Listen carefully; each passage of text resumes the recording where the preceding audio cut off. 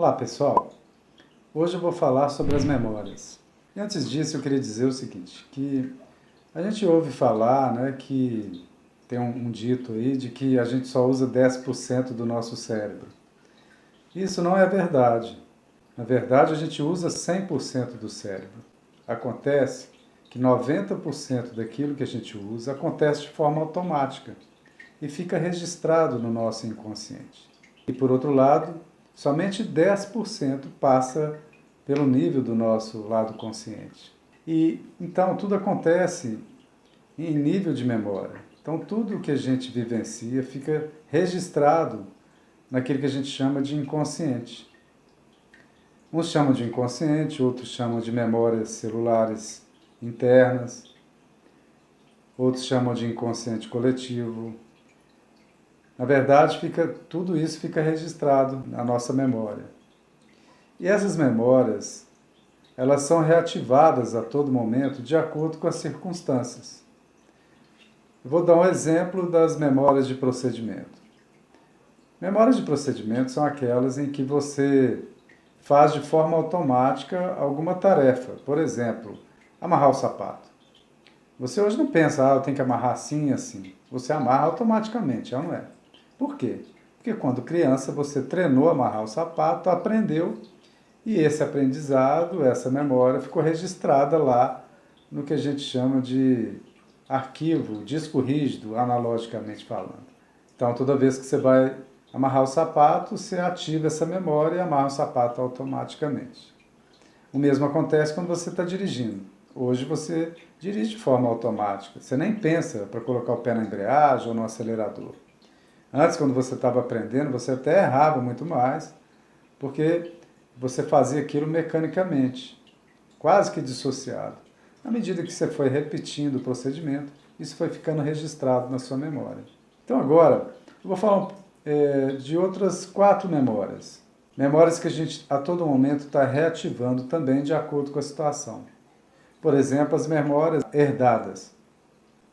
Porque a gente não herda dos nossos antepassados apenas aspectos físicos. A gente também herda sentimentos, a gente herda sensações, então medos, traumas, a gente herda dos nossos antepassados. E como que eles descobriram isso? Né? E essas memórias, elas ficam registradas, descobriram, né, que essas memórias são memórias intracelulares, elas ficam registradas dentro do DNA da célula. Como que eles descobriram isso? São 2 casos muito interessantes. O primeiro é de um rapaz que nunca teve depressão. E de repente ele precisou ser transplantado. E ele recebeu um transplante e logo depois que ele recebeu esse transplante de coração, ele passou a ter depressão. Quando eles foram verificar, o doador tinha depressão. Agora um outro caso muito intrigante. 2 crianças, uma de 9 e outra de 8 anos. A de 9 morreu assassinada sem nunca eles terem descoberto quem foi o verdadeiro assassino. A de 8 recebeu o coração dessa de 9 anos. E ela começou a ter pesadelos reincidentes de um assassinato. E os pais começaram a estranhar aquilo e, enfim, chamaram a polícia. A polícia fez o retrato falado desse assassino, desse sonho dessa criança. E aí eles conseguiram descobrir que o assassino do sonho da criança era o assassino da menina de 9 anos. Então, foi a partir daí que eles descobriram que as memórias, elas são registradas intracelular, né, de forma intracelular. E existem 4 tipos de memórias, então. As herdadas, existem as memórias de pré-linguagem, que são aquelas memórias que acontecem antes da linguagem, antes que a criança comece a falar. Então, o desconforto que ela sente à noite, a fome que ela sente, embora ela não registre que está com fome, todos esses desconfortos estão relacionados às memórias de pré-linguagem.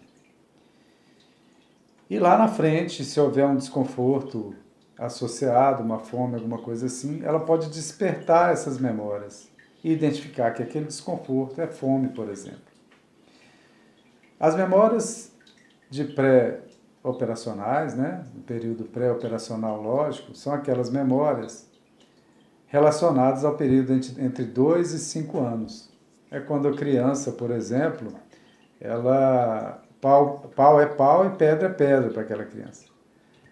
Então, se você fala com uma menina de 3, 4 anos, nossa, mas você tá uma gatinha hoje. Aí, com certeza ela vai te responder assim, não, eu não sou gatinha não, eu sou uma menininha. Então, pau é pau, pedra é pedra para a criança, é tudo ali, né?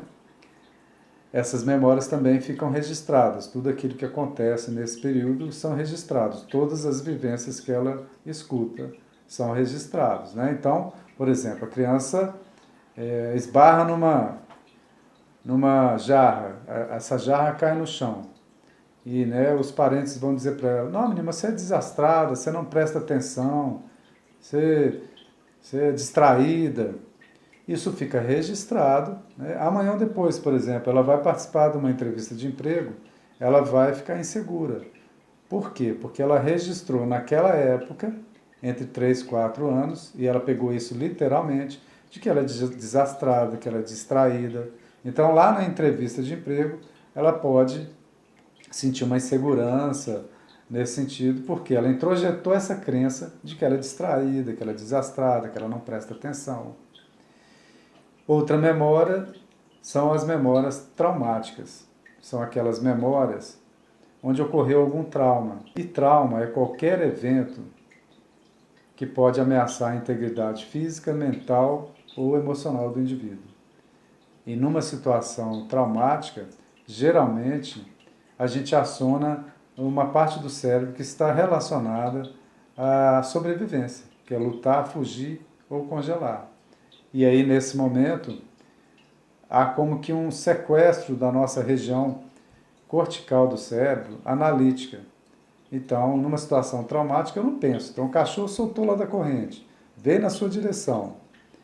Você aciona o seu sistema subcortical de sobrevivência. Você nem pensa. Você pula um muro. Quando você cai lá do outro lado, você fala, nossa, como é que eu consegui pular um muro dessa altura? E tem que ser assim mesmo. O seu sistema simpático é acionado, você joga adrenalina na corrente sanguínea, joga músculo para as extremidades do corpo, para você ter mais força para correr ou lutar. E aí você faz você reage de forma automática. E aí lá na frente, quando surgir uma situação parecida, você passar perto de um cachorro, você vai sentir as mesmas reações, porém você não vai ter consciência de que tem relação lá com aquele cachorro que soltou da corrente. Por quê? Porque a memória traumática, ao ser reativada, ela vem com todas as sensações, sentimentos relacionados ao evento original, porém sem um conteúdo racional e lógico.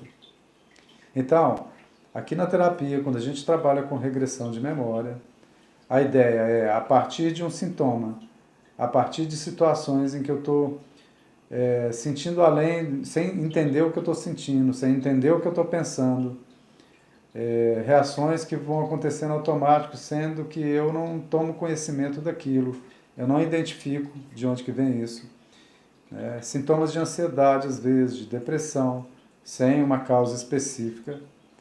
Pode ter certeza que alguma memória, que a gente chama de memória destrutiva, está sendo ativada e trazendo toda essa carga energética dos sentimentos lá do trauma original.